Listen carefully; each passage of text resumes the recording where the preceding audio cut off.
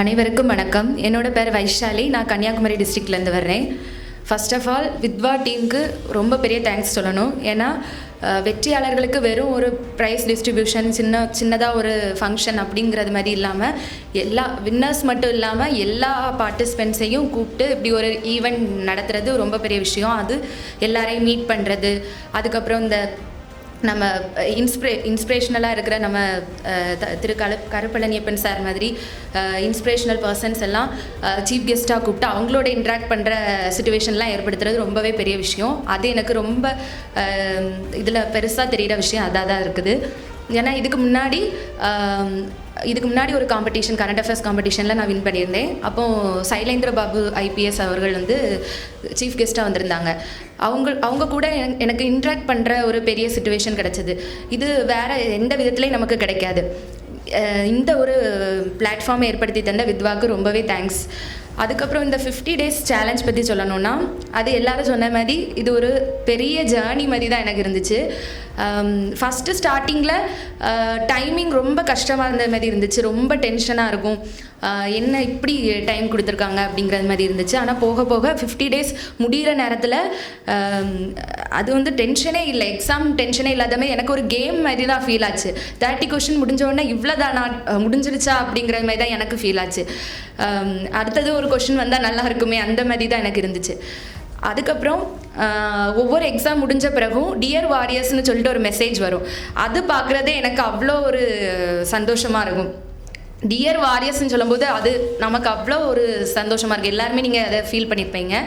அதுக்கப்புறம் எல்லா சேலஞ்ச் முடிஞ்ச பிறகும் எல்லா வின்னர்ஸ்க்குமே ஒரு வீடியோ மாதிரி க்ரியேட் பண்ணிலாம் போட்டிருந்தாங்க. அதில் கவிதை மாதிரி க்ரியேட் பண்ணி எல்லாருக்கும் போட்டிருந்தது ரொம்பவே மோட்டிவேஷ்னலாக இருந்துச்சு. இதோட நம்ம நிறுத்தக்கூடாது, இன்னுமே நிறைய தேர்வுகளை எழுதி அதில் நம்ம வெற்றி பெறணும் சொல்கிறதுக்கு ஒரு மோட்டிவேஷ்னலாக எனக்கு இருந்துச்சு. அதுக்கப்புறம் ஒரு குறிப்பிட்ட பர்டிகுலர் டைமிங்கில் போடுறது தான் இதில் வந்து பெரிய விஷயம். அப்படி பார்க்கும்போது நம்ம இதில் ப்ராக்டிஸ் பண்ணுறதை வச்சு நம்ம வரக்கூடிய எல்லா காம்படிட்டிவ் எக்ஸாம்ஸ்லையுமே ஒரு ஸ்டேட்மெண்ட்ஸ் பேஸ்டு கொஸ்டின், டிஎன்பிசியில் இப்போ அதிகமாக ஸ்டேட்மெண்ட்ஸ் பேஸ்டு கொஸ்டின் தான் கேட்குறாங்க.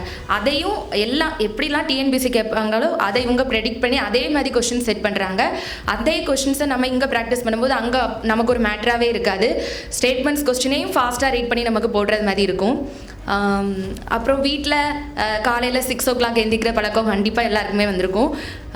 வீட்டில் என்னோடய ஃபேமிலியும் எனக்கு கூட எழுந்திரிச்சு உட்காந்து எல்லாருமே எனக்கு மோட்டிவேட் பண்ணிகிட்டு இருப்பாங்க. எத்தனை மார்க் வந்தது, ரேங்க் லிஸ்ட்டில் எத்தனை வந்திருக்கு அப்படிங்கிறது மாதிரி பார்க்க வந்து ரொம்பவே ஈகராக இருப்பாங்க. அதில் என்னோடய சிஸ்டர் வந்து டெய்லியும் நீ இவ்வளோ மார்க் எடுக்கலை நான் ஒன்று பேச மாட்டேன் அந்த மாதிரிலாம் சொல்லிட்டு அவள் வந்து என்னை ரொம்ப மோட்டிவேட் பண்ணிகிட்டு இருப்பாள். முக்கியமாக இந்த 50 days சேலஞ்சில் நீங்கள் எல்லாருமே வின் பண்ணாட்டாலும் எல்லாருமே இந்த ரேஸில் வந்தவங்க தான். நாங்கள் கொஞ்சம் ஒரு செகண்ட் முன்னாடி போட்டதுனால நாங்கள் இங்கே வந்து இருக்கோம், அவ்வளோதான் டிஃப்ரென்ஸ், வேறு எதுவுமே கிடையாது. நான் உங்கள் எல்லாத்துலேயும் ஒன்று சொல்லணும்னு விருப்பப்படுறது வந்து எல்லா விஷயத்துலேயும் நம்பிக்கையாக இருங்க, லாஸ்ட்டு சிச்சுவேஷன் வரைக்கும் நம்பிக்கையாக இருங்க. நான் அதுதான் ஃபாலோ பண்ணுவேன். சிச்சுவேஷன் எப்படி மோசமாக இருந்தாலும் சரி நம்மளால் முடியும். நம்மளாம் ஃபஸ்ட் ப்ரைஸ் வாங்க முடியுமா அப்படிலாம் நம்ம யோசிக்கவே கூடாது. எப்படி அந்த இடத்த ஒருத்தங்க பிடிக்க போகிறாங்க, அது ஏன் நம்மளாக இருக்கக்கூடாதுன்னு எப்போவுமே நீங்கள் நினைக்கணும். அதுக்கப்புறம் எனக்கு ரொம்பவே பிடிச்ச ஒரு சாங்கோட லிரிக்ஸ் அதை நான் சொல்கிறேன். அதை நான் எப்போவுமே மனசில் வச்சுருப்பேன், நீங்களும் அதை மனசில் வச்சுக்கோங்க. வாழ்க்கை கவிதை வாசிப்போம், வானமளவு யோசிப்போம், முயற்சி என்ற ஒன்றை மட்டும் மூச்சு போல சுவாசிப்போம், லட்சம் கனவு கண்ணோடு, லட்சியங்கள் நெஞ்சோடு, உன்னை வெல்ல யாரும் இல்லை, உறுதியோடு போராடு.